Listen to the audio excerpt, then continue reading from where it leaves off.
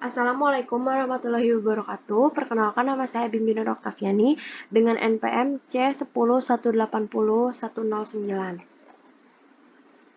Akan mereview pemahaman materi akuntansi. Yang pertama, kita masuk dulu ke definisi dari akuntansi. Nah, akuntansi sendiri adalah proses yang berkaitan dengan keuangan apapun yang terjadi dalam bisnis atau organisasi.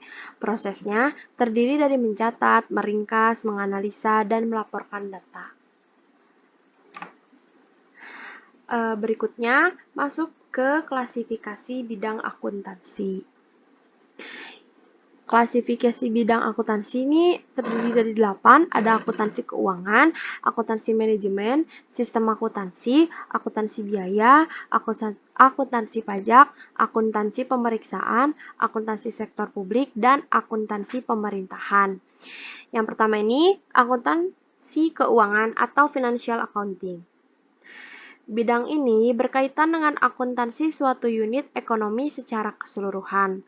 Akuntansi keuangan berhubungan dengan pelaporan keuangan untuk pihak-pihak di luar perusahaan. Laporan ini bersifat serbaguna atau general purpose. Kegiatannya meliputi pencatatan kegiatan finansial yang bertujuan untuk dapat menyajikan laporan keuangan. Yang kedua ada akuntansi manajemen atau manajemen accounting. Nah, bidang akuntansi yang satu ini bertujuan untuk memberikan informasi kepada manajemen dalam menjalankan usahanya. Kegiatan akuntansi manajemen yaitu untuk mengendalikan kegiatan perusahaan, memonitor arus kas, dan menilai alternatif dalam pengambilan sebuah keputusan. Yang ketiga ada sistem akuntansi atau accounting system.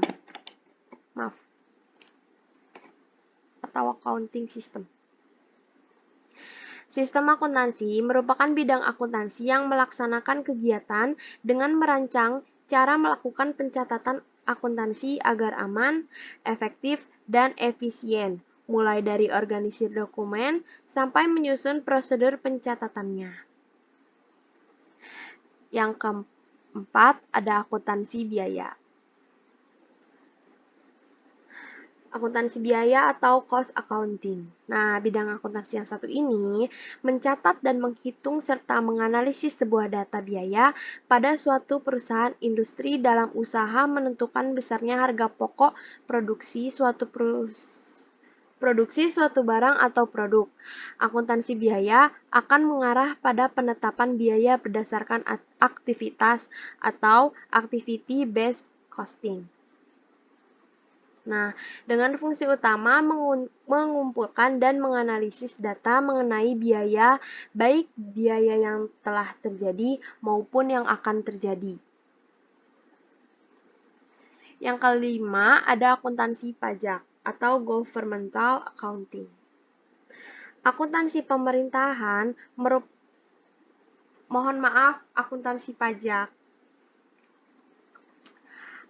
Akuntansi pajak. Nah, bidang akuntansi perpajakan memiliki kegiatan yang berhubungan dengan penentuan objek pajak yang menjadi beban perusahaan, serta perhitungannya untuk kepentingan penyusunan laporan pajak. Kegiatan akuntansi perpajakan berfungsi membantu manajemen dalam menentukan pilihan-pilihan transaksi yang akan terjadi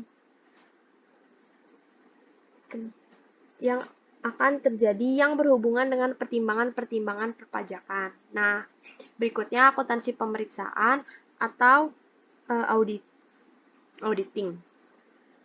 Bidang ini berhubungan dengan audit yang secara bebas dilakukan pada laporan yang dihasilkan oleh akuntansi keuangan. Meskipun tujuan utama audit agar informasi akuntansi yang disajikan dapat dipercaya, namun terdapat tujuan lainnya seperti ketaatan terhadap kebijakan, prosedur, serta menilai efisiensi dan efektivitas suatu kegiatan. Yang ketujuh ada akuntansi sektor publik atau ASP ya, disingkatnya.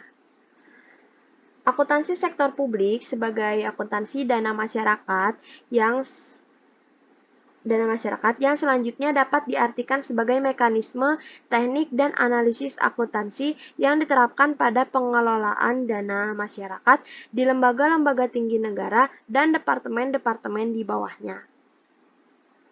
Yang terakhir nih, baru akuntansi pemerintahan atau governmental accounting.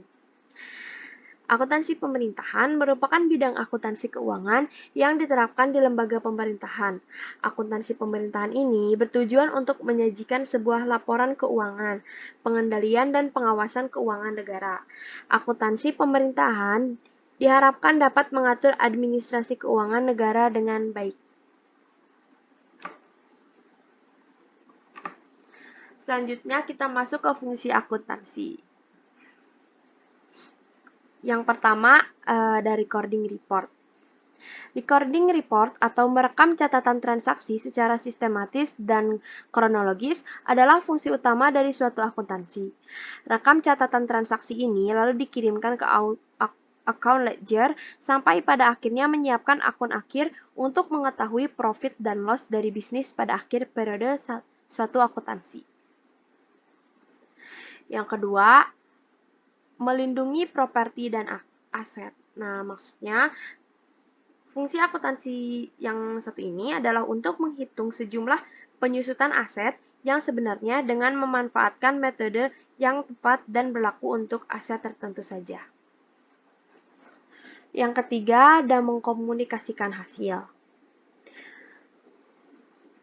Maksud dari mengkomunikasikan hasil ini yaitu mengkomunikasikan suatu hasil dan transaksi yang dicatat ke semua pihak yang tertarik pada bisnis tertentu. Contohnya investor, kreditor, karyawan, kantor pemerintahan, peneliti, dan instansi lainnya.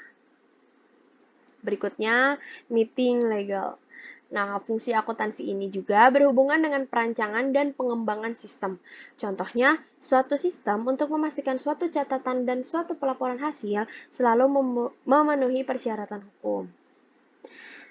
Lalu ada mengklasifikasikan. Maksudnya apa sih mengklasifikasikan itu? Nah, klasifikasi ini terkait dengan analisis sistematis dari semua data yang tercatat. Dengan adanya klasifikasi ini akan dapat memudahkan dalam pengelompokan jenis transaksi atau entry. Selanjutnya, membuat ringkasan. Kegiatan meringkas ini melibatkan suatu penyajian data rahasia dengan penyampaian yang dapat dimengerti dan bermanfaat untuk internal ataupun eksternal pengguna akhir dari suatu laporan akuntansi tersebut. Lalu yang terakhir ada analisis dan menafsirkan.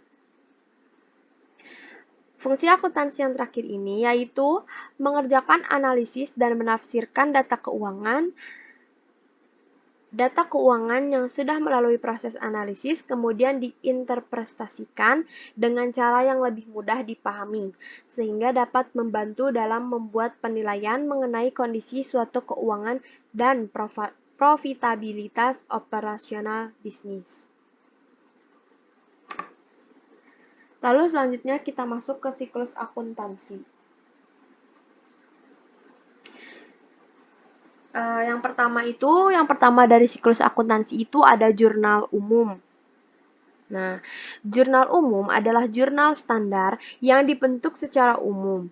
Jurnal sendiri merupakan catatan akuntansi permanen yang pertama setelah bukti transaksi dan digunakan untuk mencatat transaksi keuangan perusahaan secara kronologis. Jurnal umum dikenal dengan istilah jurnal saja. Biasanya pencatatan transaksi dimasukkan ke dalam satu rekening yang didebit dan yang satu lagi di kredit. Selanjutnya, yang kedua ada jurnal penyesuaian. Nah, jurnal penyesuaian adalah jurnal yang biasanya dibuat pada akhir periode akuntansi untuk mengalokasikan pendapatan maupun pengeluaran untuk suatu periode akuntansi untuk perubahan-perubahan saldo di dalam akun, sehingga nantinya akan mencerminkan nilai saldo yang sebenarnya. Penyesuaian dilakukan secara periodik, biasanya saat laporan akan disusun. Yang ketiga ada jurnal penutup. Jurnal penutup adalah jurnal yang dibuat pada akhir periode akuntansi untuk menutup akun-akun nominal sementara. Akibat penutupan ini, saldo akun tersebut akan menjadi 0 pada awal periode akuntansi. Akun yang ditutup adalah akun nominal dan akun pembantu modal. Selanjutnya ada jurnal pembalik. Jurnal pembalik adalah jurnal untuk membalik jurnal penyesuaian yang menimbulkan akun neraca. Jika tidak dibalik, akan terjadi akun ganda. Jurnal ini merupakan jurnal yang sengaja dibuat untuk membalik beberapa jurnal penyesuaian tertentu yang sudah disusun pada periode sebelumnya. Penyusunan jurnal ini dalam proses atau siklus akuntansi, jurnal pembalik, dan kita juga boleh jadi maksud dari siklus akuntansi yang opsional ini artinya kita boleh membuat jurnal pembalik dan kita juga boleh tidak untuk membuat jurnal pembalik. Yang berikutnya, buku besar pembantu. Buku besar pembantu merupakan buku besar khusus yang digunakan untuk mencatat akun tertentu, serta perubahan-perubahannya secara lebih rinci. Dengan kata lain, buku besar pembantu sebagai perluasan buku besar umum. Yang terakhir ada buku besar umum. Nah, buku besar umum yaitu semua perkiraan yang ada dalam suatu periode tertentu seperti kas, piutang usaha, persediaan utang usaha, dan modal. Pencatatan ke buku besar umum dilakukan secara berkala atau setiap akhir bulan berdasarkan jurnal khusus atau hasil rekapitulasi jurnal khusus.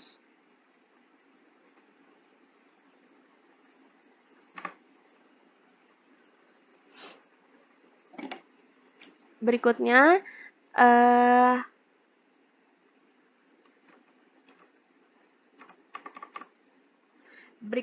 yaitu jenis-jenis laporan keuangan dan komponen yang ada di dalamnya.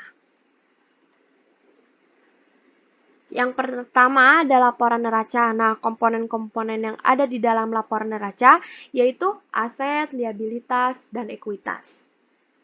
Nah, secara umum, laporan ini dibuat untuk menunjukkan kondisi, posisi, dan informasi keuangan sebuah perusahaan pada periode tertentu. Secara keseluruhan, ada 3 elemen yang dimiliki oleh neraca, yaitu aset, liabilitas, dan ekuitas.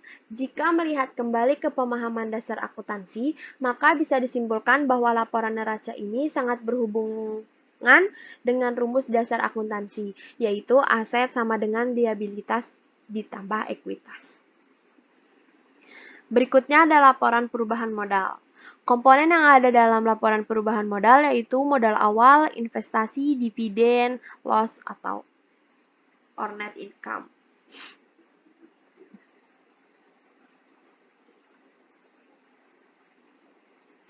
Laporan perubahan modal ialah salah satu dari laporan keuangan yang menyajikan informasi tentang perubahan modal pada perusahaan akibat dari segala kegiatan pokok operasi perusahaan pada suatu periode akuntansi tersebut. Selanjutnya ada laporan laba rugi. Komponen yang terdapat di laporan laba rugi yaitu pendapatan dan beban. Laporan laba rugi ini berfungsi untuk memperlihatkan apakah perusahaan mengalami kerugian atau keuntungan dalam suatu periode keuangan. Bisa dilihat, apabila sebuah perusahaan memiliki pendapatan yang lebih besar daripada beban, maka perusahaan tersebut mendapatkan laba. Sementara sebaliknya, apabila beban lebih besar daripada pendapatan, maka perusahaan tersebut mendapatkan kerugian, mengalami kerugian. Selanjutnya, laporan arus kas. Komponen yang ada di dalamnya yaitu aktivitas operasi, aktivitas investasi, dan aktivitas pendanaan. Laporan ini dibuat untuk menunjukkan aliran masuk dan keluar kas perusahaan pada periode tertentu. Selain itu, laporan arus kas juga difungsikan sebagai indikator jumlah arus kas di periode yang akan datang. Laporan arus kas juga digunakan sebagai salah satu alat pertanggungjawaban arus kas masuk dan keluar selama periode pelaporan. Yang terakhir ada CALK. Apa sih CALK? Nah, CALK ini adalah catatan atas laporan keuangan. Dibuat untuk memberikan penjelasan yang lebih rinci terkait dengan hal-hal yang tertera dalam keempat laporan keuangan lainnya. Keempat laporan keuangan lainnya itu seperti laporan neraca, laporan perubahan modal, laporan laba atau rugi, dan laporan arus kas. Bahkan dalam laporan keuangan ini juga disediakan penyebab atau alasan yang berkaitan dengan data yang tersaji dalam laporan keuangan. Berikutnya masuk ke hubungan antar laporan keuangan. Laporan keuangan yang satu dengan yang lainnya memiliki hubungan yang amat penting. Artinya, hal yang sangat penting bagi suatu perusahaan guna dilakukannya suatu pengambilan keputusan yang tepat. Contohnya yang pertama, misalnya pendapatan dan biaya yang disajikan dalam laporan laba rugi mengakibatkan perubahan dalam aktiva dan kewajiban dalam neraca. Selanjutnya, laba bersih mengalir ke dalam laporan perubahan modal atau ekuitas pemegang saham dan merupakan determinan penting dari saldo akun modal. Yang ketiga, ada saldo akun modal atau ekuitas.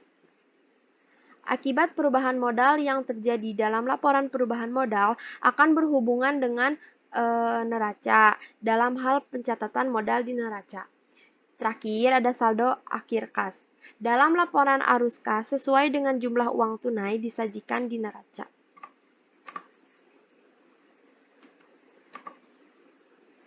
Selanjutnya pengguna laporan keuangan. Nah, di dalam pengguna laporan keuangan ini ada dua pihak, yaitu pihak internal dan pihak eksternal. Dalam pihak internal itu ada manajer, sedangkan di dalam pihak eksternal itu ada pemilik perusahaan, investor atau pemegang saham, kreditor, pemerintah, karyawan, dan masyarakat.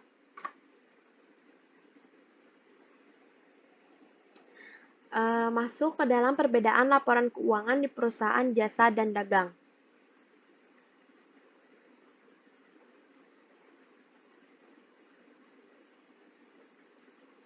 Yang pertama yaitu perusahaan jasa. Perusahaan jasa memiliki laporan keuangan yang mirip dengan perusahaan dagang, hanya saja tidak memiliki persediaan barang dagang dalam laporan neracanya. Bentuk dari produknya merupakan layanan, sehingga tidak memiliki wujud layaknya produk dari perusahaan dagang ataupun manufaktur. Nah, yang selanjutnya, perusahaan dagang. Perusahaan dagang dalam menghitung harga pokok penjualannya hanya membutuhkan laporan stok off-name dari persediaan barang dagang yang dimilikinya. Perusahaan dagang tidak mengenal persediaan bahan baku maupun persediaan barang dalam proses.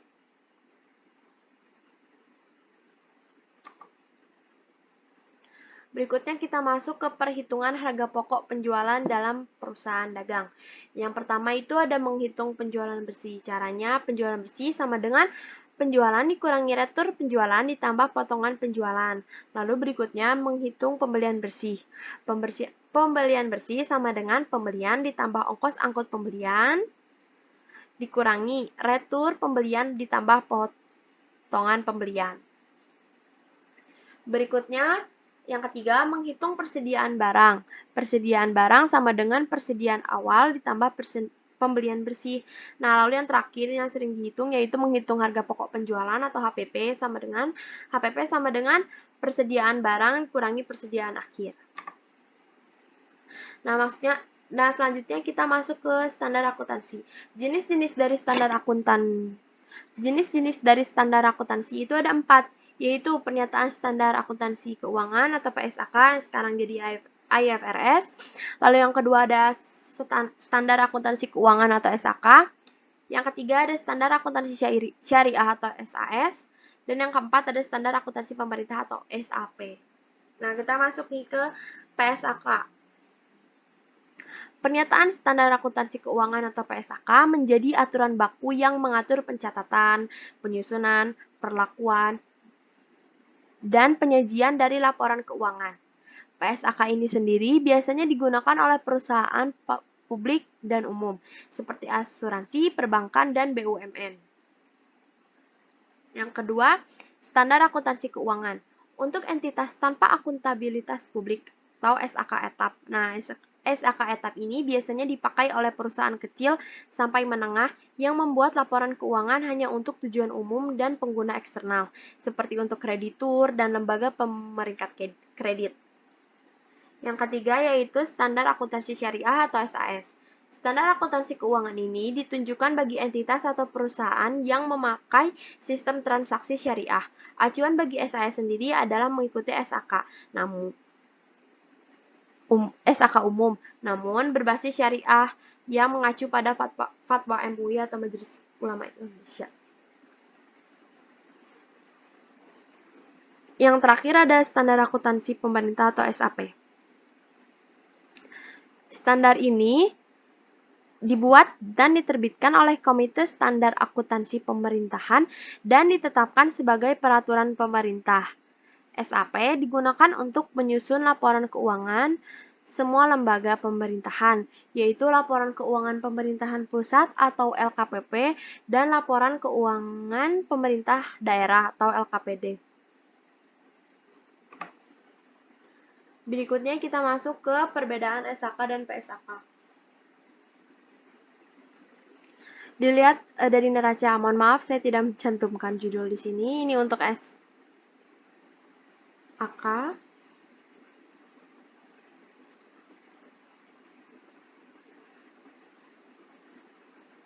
Ini untuk SAK dan ini untuk PSAK.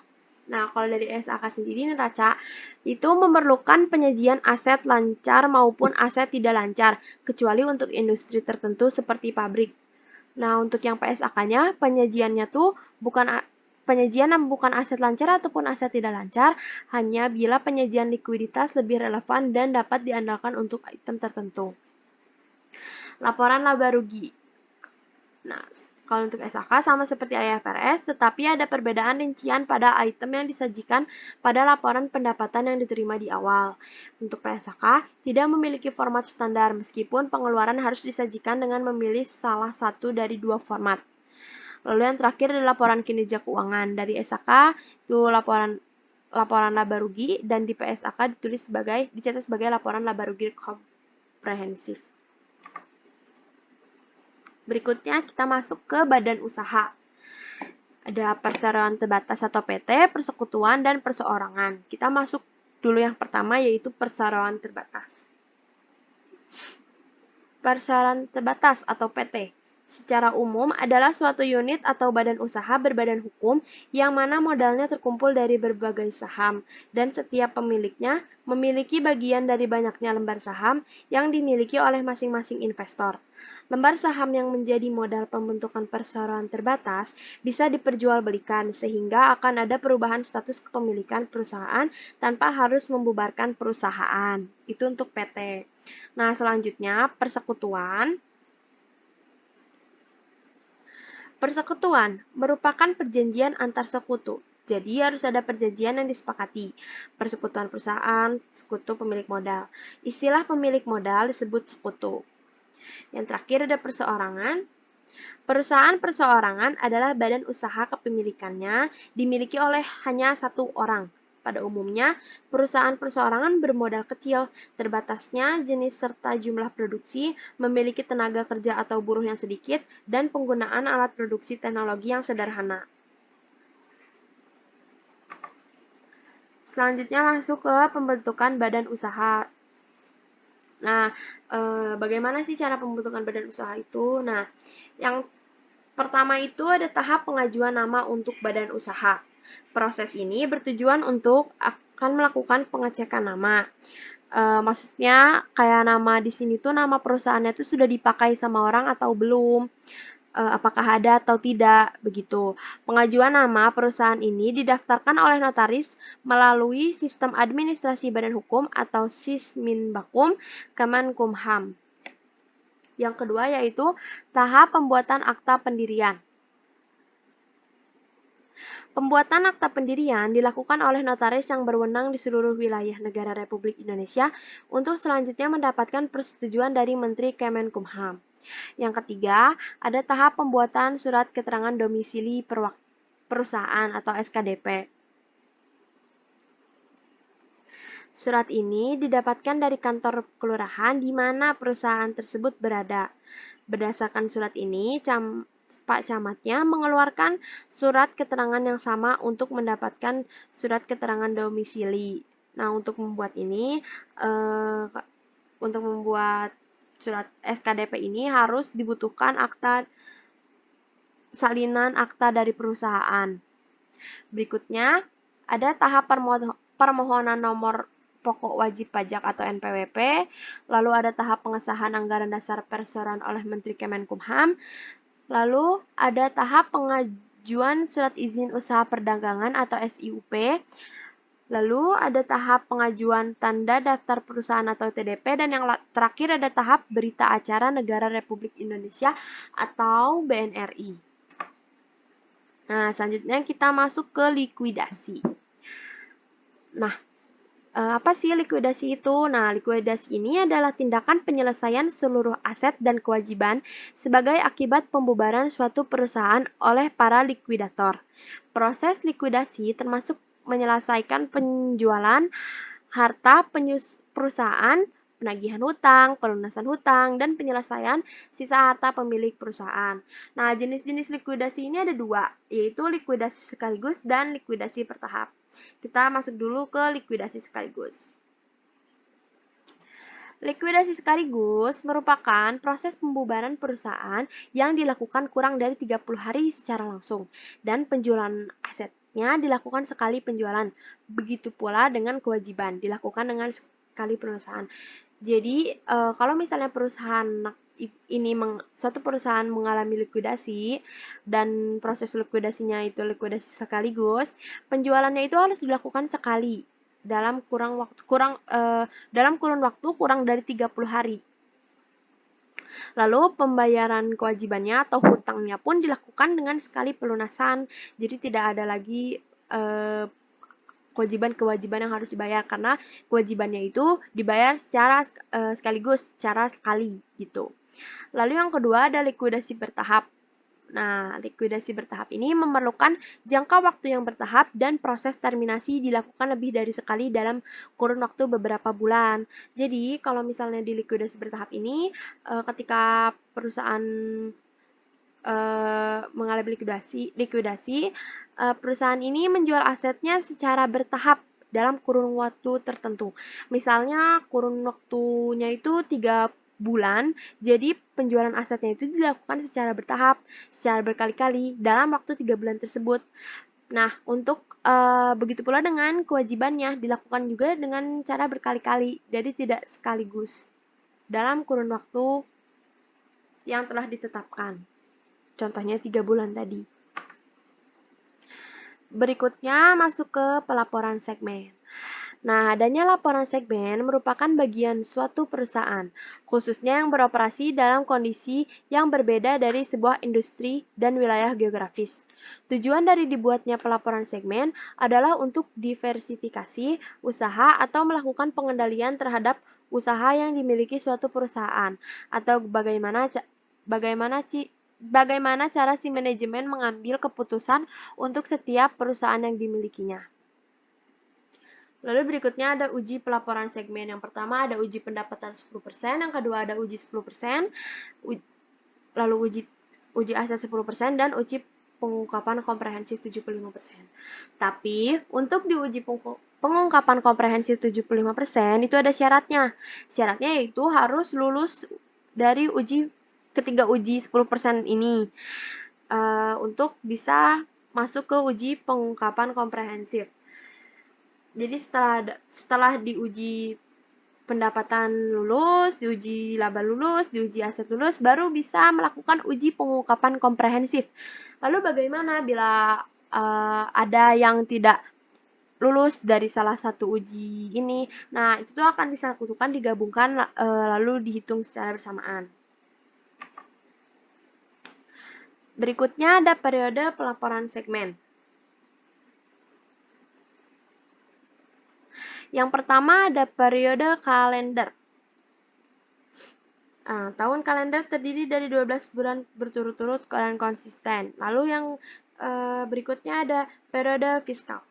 tahun fiskal adalah periode 12 bulan, di mana bisnis lebih suka awal dan akhir periode. Lalu ada periode interim. Periode interim adalah suatu periode pelaporan keuangan yang lebih pendek daripada 1 tahun buku penuh. Lalu ada periode tahunan. Nah, kita masuk ke pelaporan interim.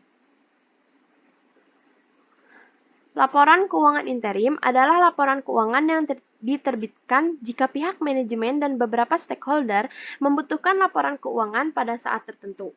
Laporan keuangan yang pada umumnya hanya dibuat pada akhir tahun akan disusun secara bulanan, triwulan, atau periode lainnya untuk diterbitkan dan disebut sebagai laporan keuangan interim. Lalu selanjutnya ada format dan isi laporan keuangan interim. Yang pertama itu laporan lengkap dan yang kedua ada laporan ringkas. Di dalam laporan singkat ringkas itu ada laporan posisi keuangan ringkas, laporan laba rugi komprehensif ringkas, laporan perubahan ekuitas ringkas, laporan arus kas ringkas, dan yang terakhir ada catatan atas laporan keuangan pilihan. Sekian, terima kasih. Mungkin cukup itu yang bisa saya sampaikan. Mohon maaf apabila ada kesalahan. Wabillahi taufiq wal hidayah. Wassalamualaikum warahmatullahi wabarakatuh.